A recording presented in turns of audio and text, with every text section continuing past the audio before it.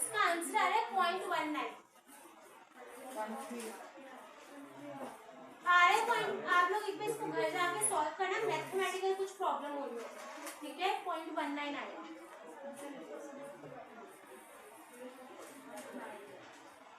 Okay, Spearman rank correlation coefficient. Okay, क्या करते हैं स्पीयरमैन रैंक कोरिलेशन कोएफिशिएंट में, कैसे कोरिलेशन निकाली जाती है? जो वैल्यूज होती है ना एक्स और वाई की, उनको ना रैंकिंग किया जाता है, ठीक है। और उस रैंकिंग के बेसिस पे फिर कोरिलेशन निकाला जाता है बिटवीन एक्स एंड वाई। तो इसने जो अपना फॉर्मूला प्रिस्क्राइब करा है ना for the calculation of correlation, वो फॉर्मूला क्या है लिखो, R is equal to 1 minus 6 sigma d square,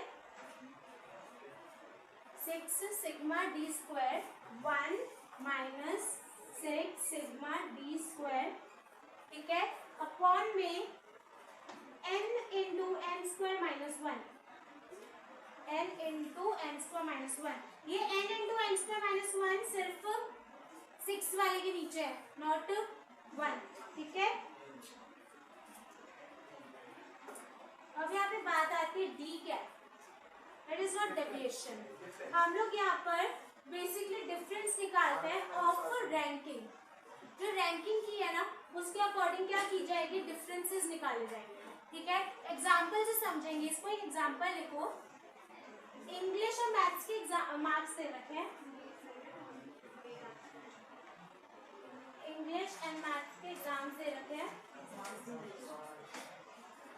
ठीक है। इंग्लिश में लिखो 56, 75, 45, 56, 75, 45, 71, 75, 45, 71, 62, 64, 58, 80, 76, 61। और मैथ्स में लिखना 66, 70, 40, 66, 70, 40, 60, 65, 56, 59, 77, 67, 63। एक बार रिपीट कर देती हूँ मैं। इंग्लिश के मार्क्स हैं 56, 75, 45, 71, 62, 64, 58, 80, 76, 61, ठीक है। वाई के मार्क्स हैं 66, 70, 40, 60, 65, 56, 59, 77, 67 और 63। क्लियर है? अब क्या किया जाएगा, on the basis of highest value ना रैंकिंग करी जाएगी, ठीक है। रैंकिंग करो, एक्स और वाई की अलग अलग रैंकिंग की जाएगी। तो इसके आगे ना कॉलम्स बनाओ, rank of X, rank of Y.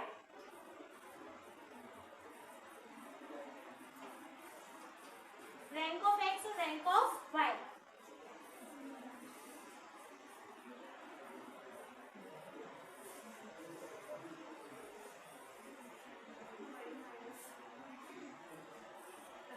अब रैंकिंग कैसे करोगे, जो हाईएस्ट वैल्यू है जिसकी वो सबसे फर्स्ट रैंक, ऐसे उसके अकॉर्डिंग देखो। जैसे इंग्लिश के अंदर सबसे हाईएस्ट वैल्यू है 80, तो उसके आगे फर्स्ट रैंक हो गया। ऐसे ही रिपीट कर, सारे नंबर वाइज कर दो रैंकिंग।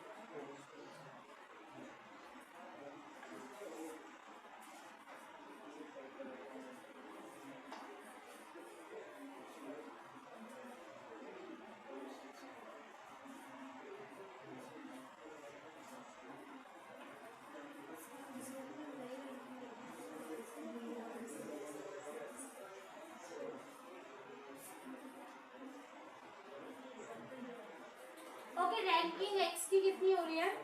4 6 5 8 1 2 7।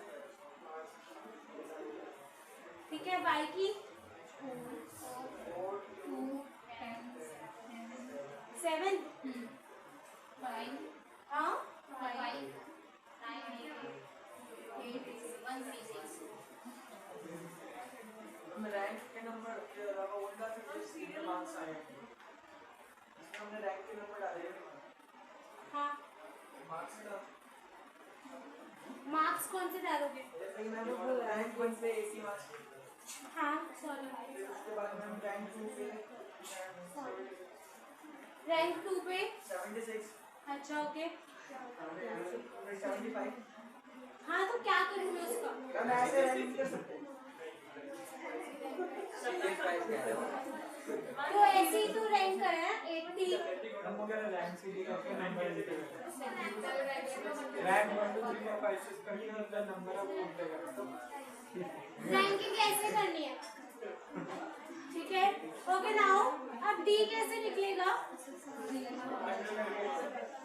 क्या करो, आर एक्स में से आर वाई माइनस कर दो। ठीक है, यहाँ आ जाएगा 5 1 0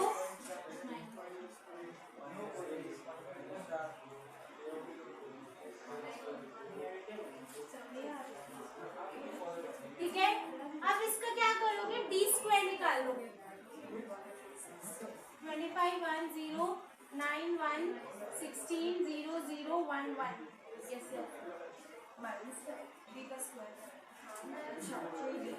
डी का स्क्वायर 5 5 से 25।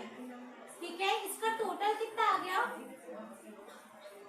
टोटल बताना डी स्क्वायर का 54। बस अब वैल्यू हम फॉर्मूला में पुट कर देंगे उसको। फॉर्मूला क्या है?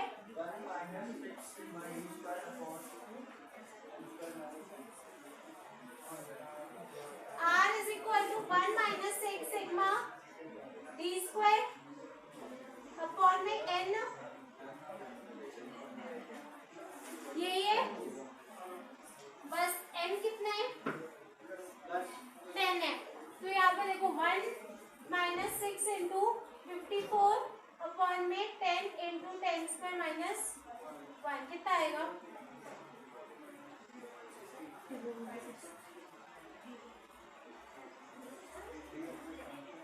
0.67।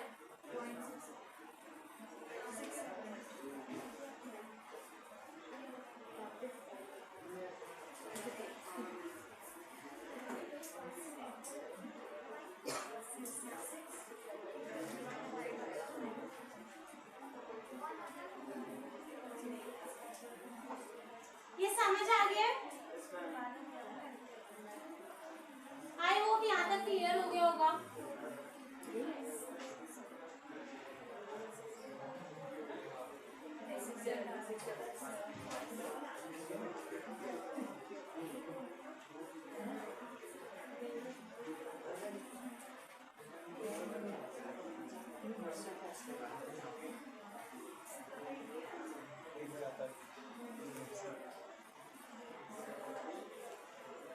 ये हो गया, समझ आ गई ये? ओके देखो अभी तक हमने कोरिलेशन के दो मेथड्स पढ़े हैं, Karl Pearson and Spearman rank correlation. ठीक है, रैंक कोरिलेशन समझ आ गया, बस रैंकिंग करके उसको निकालना है।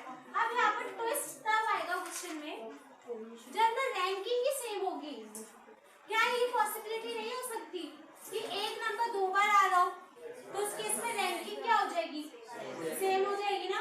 तब उस केस में हम लोग ये वाला फॉर्मूला तो ये यूज होगा, बट वहां पर थोड़ा रैंकिंग की डिफरेंस आ जाएगी। ठीक है, वो क्वेश्चन अभी करेंगे।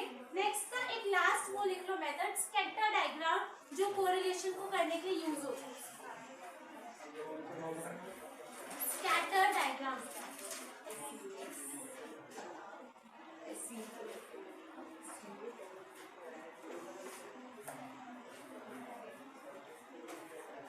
ओके। स्कैटर डायग्राम के थ्रू हम लोग कैसे देखते हैं कि कोरिलेशन कैसा है?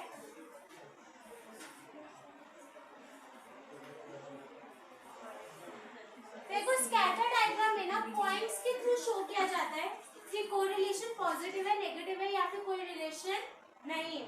अगर डायग्राम ऐसे शो कर रहा है जिससे पॉइंट्स जो हैं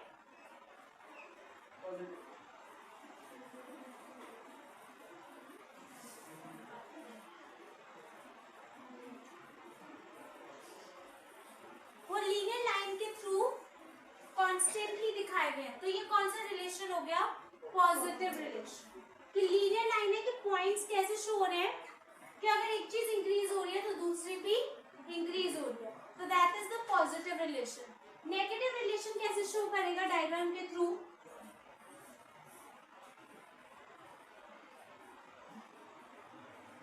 बस आईज बनानी है दो।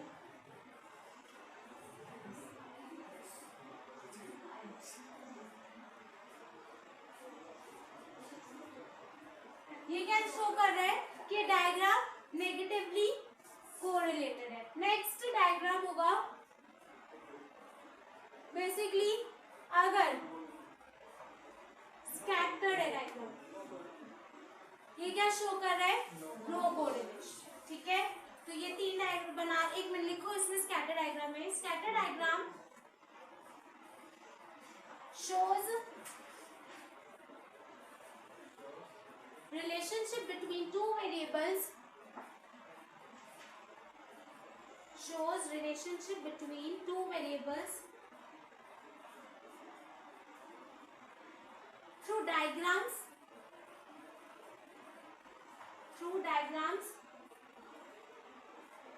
showing positive correlation. This method shows relationship between two variables through diagram showing positive correlation, negative correlation and no correlation.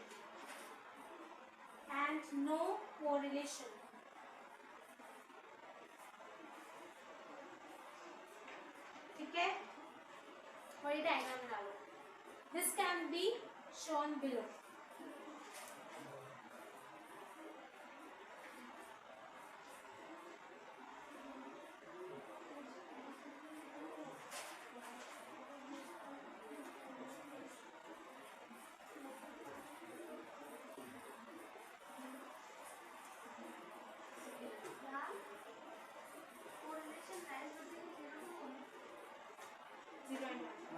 Coefficient of correlation, coefficient of correlation, not correlation. जो covariance है वो तो 1 से above हो सकता है। coefficient अगर उसका दिखाएंगे that lies between 0 and 1.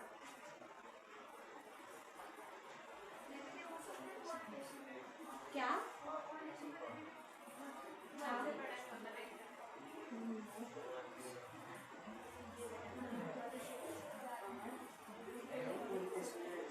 अच्छा, एक और ना फॉर्मूला होता है आर निकालने का, कोरिलेशन निकालने के लिए। एक नोट कर लो, आर इज इक्वल्स टू, अगर हमें ना इफ स्टैंडर्ड डेविएशन गिवन हो तो ये कर दो ना, if standard deviations are given, if standard deviations are given, अगर standard deviation given है तो उस केस में correlation कैसे निकालोगे? coefficient of correlation कैसे निकालोगे? R is equal to covariance of xy, covariance of xy upon में sx into sy, sx into sy। ठीक है, कोवेरियंस ऑफ एक्स वाई जैसे पीछे निकाला था वैसे निकाल लोगे, और उसके बाद हम क्या कैलकुलेट कर लेंगे? एस एक्स और एक्स वाई दे रखा होगा, यहाँ पे एस एक्स और एस वाई क्या है? स्टैंडर्ड डेविएशन ऑफ एक्स, और एस वाई क्या है? Standard deviation of Y.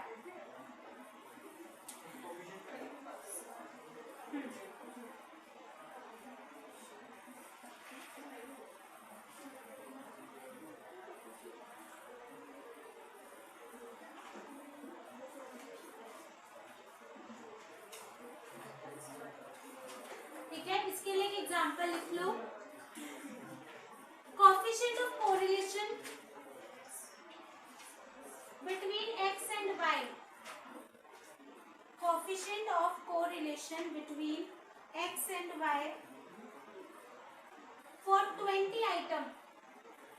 Coefficient of correlation between X and Y for 20 item is 0.4.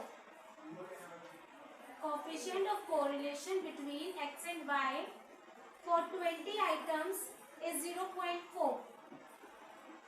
Arithmetic mean are 12 and 15.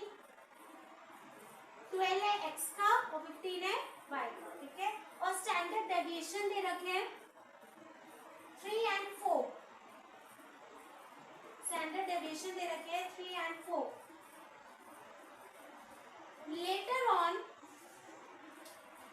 Later on, it was found that pair 20-15, pair 20, इसका मतलब क्या है कि x की value और y की वैल्यू, ठीक है। x की value 20-15 was wrongly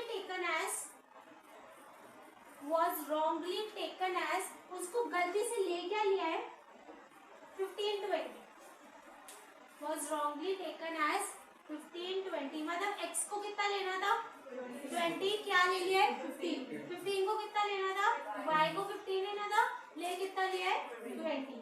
Find the correct value of correlation coefficient. Find correct value of correlation coefficient. कल एक मीन वाला क्वेश्चन किया था, करेक्ट मीन वाला, वैसे क्वेश्चन होगा, बस यहाँ पर थोड़ा आपको कोरिलेशन वाले फॉर्मूलाज बनाने पड़ेंगे, ठीक है। ट्राई करोगे?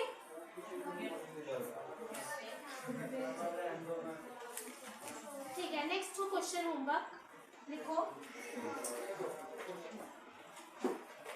इतना तो कर ही सकते हो।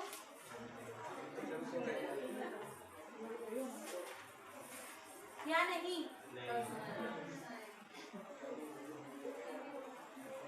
ओके, नेक्स्ट देखो, compute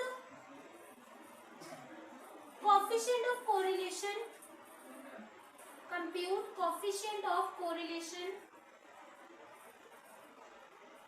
bye Spearman method, by Spearman method,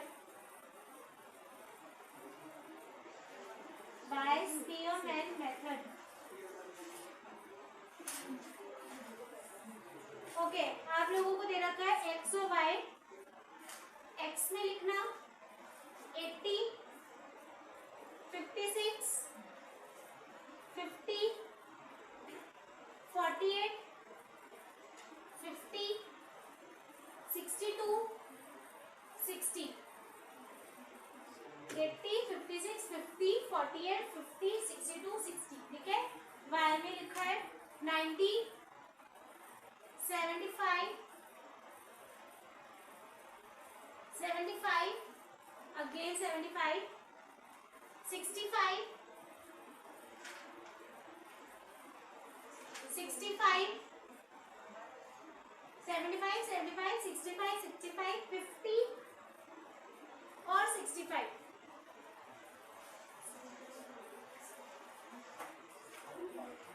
ठीक है। अब यहाँ पे क्वेश्चन आते हैं, करेंगे कैसे इसको, रिपीट हो रहा है ना, ठीक है। अब वो रिपीट के लिए कैसे करोगे, देखो क्या किया जाता है, यहाँ पर एक बार रैंकिंग करके देखो कहाँ पे जाएगा, ठीक है। एक्स के लिए पहले एक्स के लिए देखो रैंकिंग,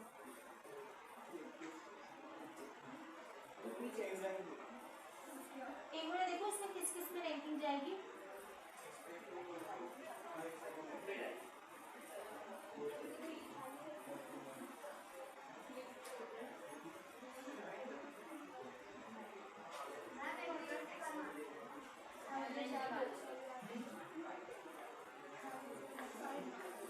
देखो यहाँ पर ना क्या हो रहा है, इको के मार्क्स के अंदर एक्स है।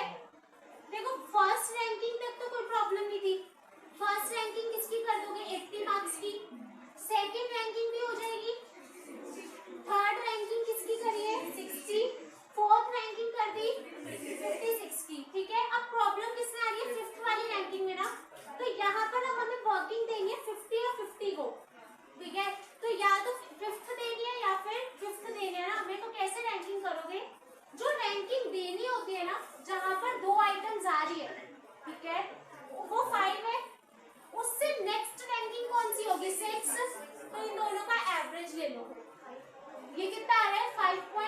0। अब जो रैंकिंग होगी ना बाकी 50-50 की 50-50 की 5-5 रैंकिंग करनी थी ना हमें, 5-5 की जगह क्या रैंकिंग करोगे 5.50 5.50। जो नेक्स्ट जिस रैंकिंग पे अटकते हो ना उससे नेक्स्ट रैंकिंग के साथ उसका एवरेज निकाल दो। अगर मान लो ये रैंकिंग ना जो अटकती 4 पे आती कि मुझे 50 पे जो रैंकिंग करनी है ना वो 4 करनी है, तो 4 + 5/2 करते, जो वो वैल्यू आती वो पुट करोगे। 5.50 आ गया, तो आप देखो 5.50 50 पे कर दो, 5.50 50 पे कर दो। अब यहाँ पे दो रैंकिंग खत्म, 5 और 6 खत्म, तो जो नेक्स्ट रैंकिंग होगी वो कौन सी होगी 7 की। जो लास्ट बच गई किसकी बची है 48। इजी है। उसके बाद y की देखो, अब y की केस में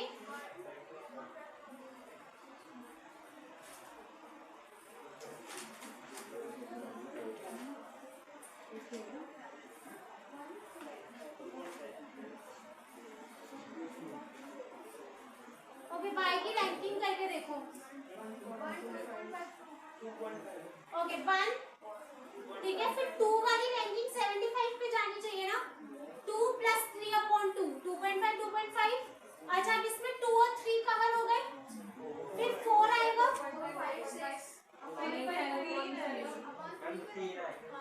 एक सेकंड, अब 4 तक हो गई ना। अब रैंकिंग कितनी करनी है हमें 4 वाली की ना, तो कितना करना है 65 पे करना है आपको रैंकिंग, ठीक है। तो 4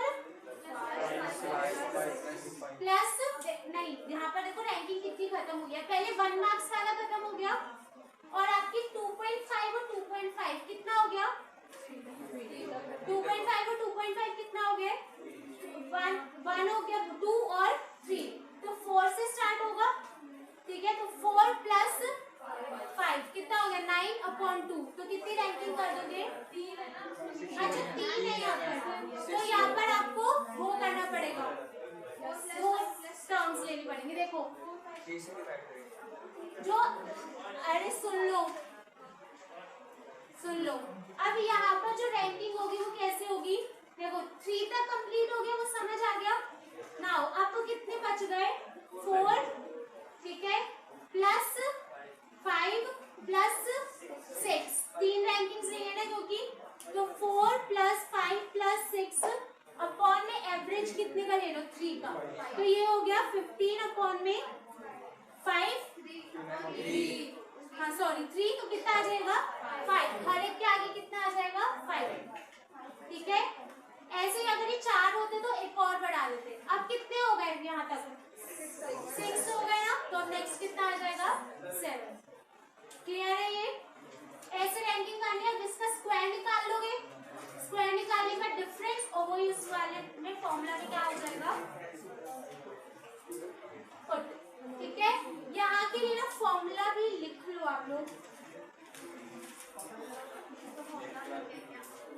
इसका फॉर्मूला लिख लोगे, लिखना ही पड़ेगा, वो कोई ऑप्शन नहीं है।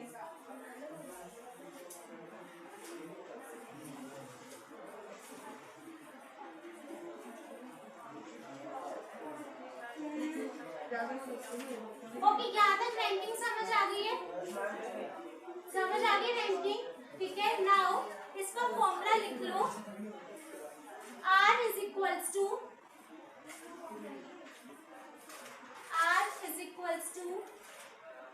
1 minus R is equal to 1 minus 6 sigma d square, ये ब्रैकेट में आएगा, सिग्मा d स्क्वायर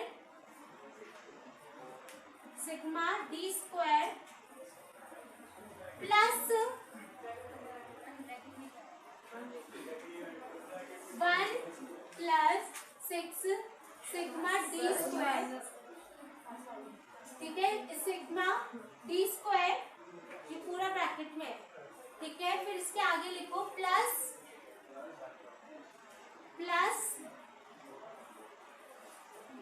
सिग्मा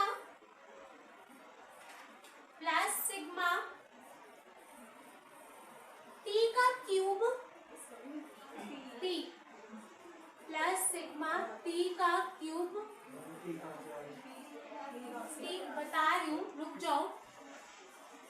लिख लो, टी का क्यूब माइनस टी, टी का क्यूब माइनस टी अपॉन में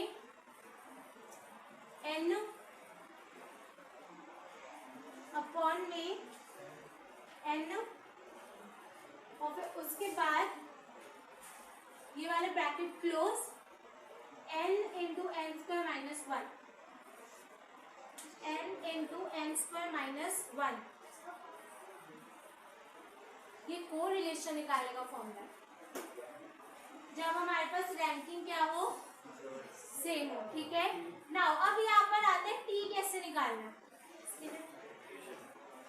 ओके, नाउ टी निकालने के लिए क्या करोगे, देखो क्या करा जा रहा है, पूरा ना जो यहाँ पर फॉर्मूला है कैसे निकलेगा, हम लोगों ने क्या किया था, जो आपके पास इकोनॉमिक्स के मार्क्स है, जैसे देखो, ठीक है, इकोनॉमिक्स के मार्क्स में किस किस चीज के अंदर जो है डेविएशन आ रहे थे, रैंकिंग कौन सी रैंकिंग के साथ स्टार्ट की थी हमने, डेविएशंस फॉर, उसमें देखो स्टैट्स के अंदर 2 से स्टार्ट हुआ था रैंकिंग। ठीक है, उसके बाद मैथ्स के मार्क्स में रैंकिंग कब से स्टार्ट हुई थी, मैथ्स के मार्क्स में जहां से हमारा कॉमन निकली है ना रैंकिंग, वो स्टार्ट करनी है। स्टैट्स के मार्क्स में रैंकिंग कहां से स्टार्ट हुई थी, बताओ।